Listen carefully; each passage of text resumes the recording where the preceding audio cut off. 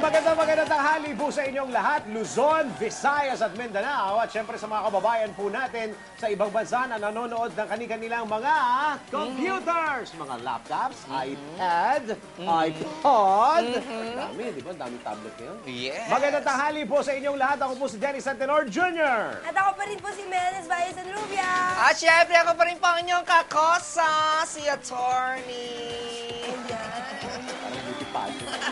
Magandang tanghali po sa inyo lahat. Ito po, pera-pera lang yan. Weekend na naman. Siyempre po, pag-uusapan na naman po natin ang financial literature. Yan. At siyempre, hindi ho si Sir Armand, obvious ba? Hindi si Sir Armand po makakasama po natin sa araw na ito. Makasama po pa rin natin, siyempre maggaling pa rin sa Kulaika Foundation. Walang iba kundi ang project officer ng, pinromote na kita, project manager, project officer ng Kulaika Foundation, si Mitzi Lagan! Yes! Magandang tanghali. Yes! Askan! Askan! Parang asong kalye. Parang ganun lang. Uy, congratulations sa sa Ascal, di ba? sa Ascal. Ascal, Sri Lanka. 4-0, di ba? Ayan. Abangan ang pagtutuos ng Pilipinas at ng Kuwait. Yun! Pero huwag natin kalimutan ha, hindi sila nagpapakain sa atin. Oo nga eh. Nasa 100, ano yata yung ranking nila? 100 yata. Eh, nasa 104 tayo, di ba? Yes. Well, anyway, talagang dire-diretso. Anyway, andito ang muse ng Ascal. Yan! Wow, what a privilege. Oh. At least. Ayan. Ang muse ng lumang Ascal. Sabi ko nga. Ayan. Si Mitch. Mitch ba, Mitch? Mitzi. Mitzi. Mitzi. Hindi, pagka Mitch Pagka na lang. Mitch. Mitch. Mitch. Sounds rich. Kapag matanda ka na, witch ka na. Dahil bata pa, mitch ka pa lang. Aling Mitch! Pangit. May sulat po kayo! Saan Wala na galing? yata sulat ngayon. ano? Wala na. Text na lang. Oo. Wala na Oo, sulat. si Lola nga like. Oh, like. Ganun na lang siya. Sige mo to ah. Okay!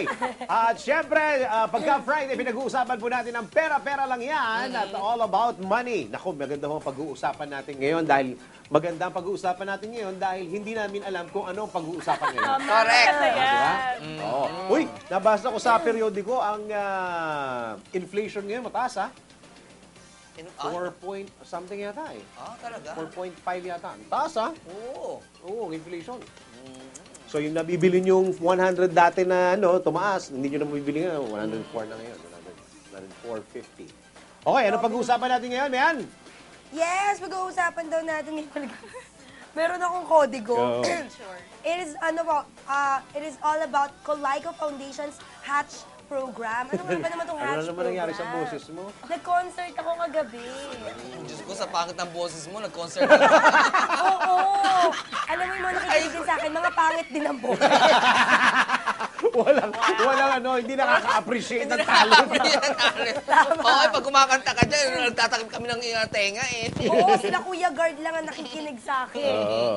Ayan. Okay, ang pag-uusapan po natin ngayon ay Hatch Program. Ano ang Hatch? Yes. Yung capital A, H muna pala. Parang taga Pampanga ako nito. At, Ang ating pag-usapan ngayon ay Hatch Program. naalala ko tuloy, Hindi naman sa Pampanga, parang Indian. naalala ko pa din yung view mo. Alin. Yung ba, i-voice over mo. Ano yun? Di ba yung inano ni Mayan? Ano ba yun? Yung binoise over mo, tinawag pa sa'yo kasi mali. Ano yung ba yun? pronunciation mo. Parang ang kapampangan. Ugat. Ang ugat. Ang ugat. Lamang ugat. Lamang Eh, ugat. kasi American, slang yan si Papa Den. Okay, Ay, hindi. pag-usapan po Diyos, natin. mali talaga. Huwag yun ay ini-explain pa eh. Hatch Program. Hatch stands for...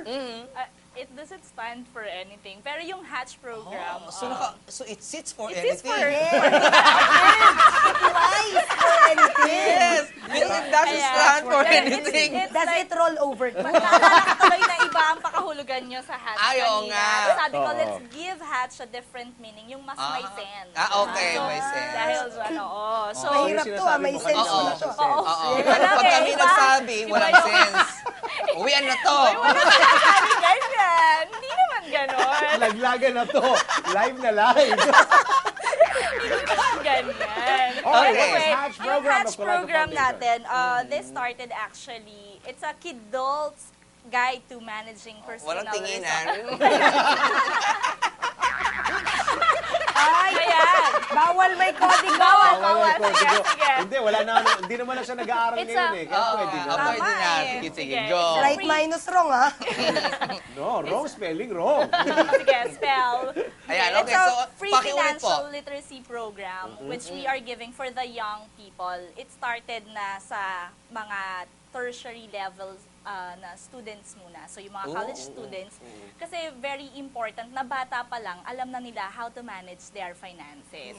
Kasi nga, sabi ko nga kung dati alam ko na yung paano pag-manage ng pera, siguro somehow milyonarya na rin ako ngayon. So, yun yung isa sa, alam naman natin na isa sa mga advocacy ng Colaco Foundation is to help people to be financially literate. So, as young as college na level students, tinuturuan na natin. Bakit Well, doon actually, may nag-start? mga kids pa nga eh. Bakit doon nag-start? Doon sa tertiary level ng ano? Kasi Bakit yun college? yung preparing Pwede for naman them. sa Kasi, high school.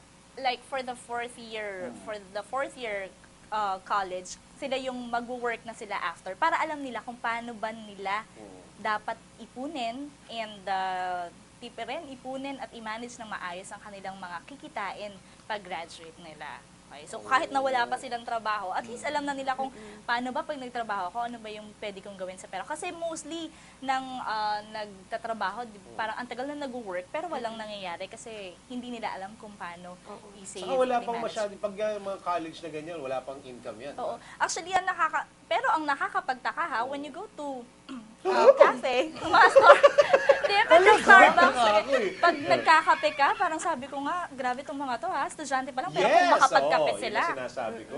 Pero magkano ba ang isang Kape. di ba? Oo, minimum 200 But if sabihin they- natin. Uy, hindi, may dala lang sila 3-in-1. Doon na sila umupo. Pwede rin. Luma na yung paso. Luma na yung paso. Oo, pahiram lang. Ganyan. Ayun, so Diba? parang it's a big thing. Malaki kasing factor yung alam na nila kung paano nila i-manage. Bakit hindi high school? Bakit hindi mag-start sa high school at saka sa grade school, Well, elementary? We're actually, sa kanila lang natin trinay, pero we're trying to have a program For din for the younger. younger ones. Kasi since we have yung workbook natin for the kids. Pero ito kasi, mas practical na sila kasi yung inihahanda natin for the future. Ayan. Kung tawagin yung generation na yan, it's Generation Y, di ba? Yeah. Oh, pero napakahirap ng approach diyan sa mga yan. Totoo. Iba yung language nila. Yes. Kaysa, aray ko, Exactly. parang nasaktan ako dun. Kasi yung Generation X, mga bading yun eh. But it's a good thing we understand them. Batang X ba? Oo, Batang X. Well, So, paano yung language ang ginagawa ninyo? Paano nyo ini-encourage sila na doon pumunta nyo sa program na yan? Very interactive yung Hatch program kasi it's Online an pala yan, online ano? Oo, free oo. financial literacy program. I-mention natin as an Actually, online program. nag-level up na tayo. Kung nag-start ito ng 2007 for the college students, ngayon, we are giving it to call center agents. So, Ayan. yun. O, Kasi kasi- isa sa mga marami ngayon na nag-work ay call center agent. At saka wala silang patumangga kung maggastos. Totoo, pero ang lalaki ng sinisweldo nila. Yes, Oo, tama kaya yun. parang dumadaan lang actually sa palad nila Tama. yung mga ano nila, yung salary nila. Yun. So, as part of our advocacy, tinignan din natin kung kahit nga hindi yun yung linya ng work mo or ng tinapos mo, most of the time, pagka-graduate nila, ay wala pa akong work, magka-call center Oo, na ako. tama yun, totoo yun. Pero yung iba naaaliw na sila kasi bakit Yes. malaki ang kinikita nila. Yun. So, dahil doon, trinay din ng Colaco Foundation na matulungan itong mga taong ito. Kasi Paano? sayang. Paano? Ayan. For example, so we're isang giving grupo them ng also, ano, it's an online program kasi Okay. hindi naman namin sila pwedeng ma-invite for our public Yes, seminars because exactly. they are Oo. always busy at ang kanilang schedule laging graveyard yung shift Oo, nila. tama So, yan. ganon. So, ang ginawa natin, kung hindi sila makapunta sa seminar, we brought in sa kanilang mga kumpanya yung free financial literacy program, in-install natin sa mga computers nila. So they can access it from their computer or kapag ka nag-internet sila sa bahay or sa mga internet yan, during cafe. work? if I may ask? During work ba yan? Kung may pagkakataon, like if it's their break time, meron kasi sa mga, like sa canteen nila, merong computer doon wherein they can access Hatch program. So, from there, actually, overwhelming ang response ng mga gumagamit ng Hatch na program kasi sinasabi nila na very helpful ito for them. Kasi nga, it's a wake-up call for them na dapat pala marunong ako magtipid, marunong ako. Sayang naman nga pala, yung lifestyle ko, ganito lang, gigimik ako right after ng shift ko, bibili ako ng kape or mag-yoyosi, ganyan. Or yung mga staff na pwede kasing iwasan, pero kasi hindi nila alam din kung saan ba pwedeng dalhin yung kinikita namin. And how Based sa study nyo, Mitzi, Yes. saan madalas dinadala ng mga call center agents sa pera nila? Actually, puro gimmick. Or Oo. yung Bars. gadget. For example, they are earning 25 pesos a month. Pero yung... 25,000. Pesos. I'm sorry, 25,000 a month. Sorry. Pag galit kayo ng call Inantok. center, hindi ako Inantok. Inantok. Bigla. Sige, game na. Parang Ang kuripot naman employer na ito. papasahe ko lang yun. I-employ mo lang mga anak mo. 25 pesos sa isang araw. Sorry. A month. A month. Aman daw eh. Nang hawa. 25,000 25,000 a month. a month. Oo. Pero yung gadget na bibilihin nila, like, it will cost them 50,000. Oo. So, more than pa dun sa kikitain sa nila, yung kikitain mga nila. expenses nila. Oo. Kasi, yun yung, kumbaga, in thing.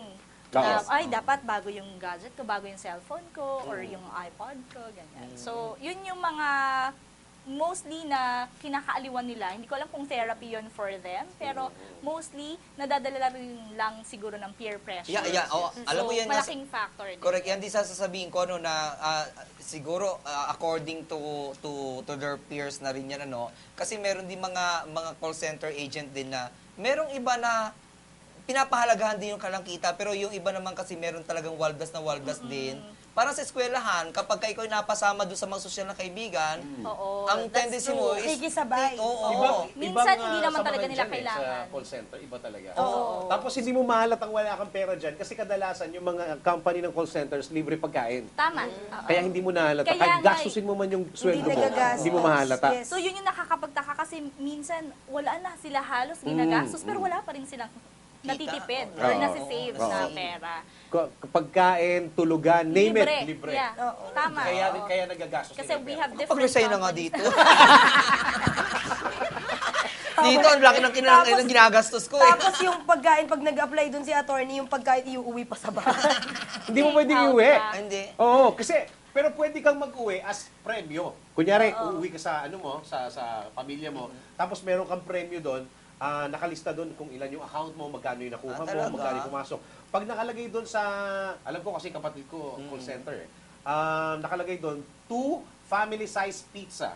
Pwede mo nang i-order yun, pwede mo nang iuwi. Iuwi. Naku, hindi So ka- doon pa lang, kaya nga totoo yung sinabi ni Miss Mitzi kanina, na hindi talaga sila magastos pagdating sa mga ganun.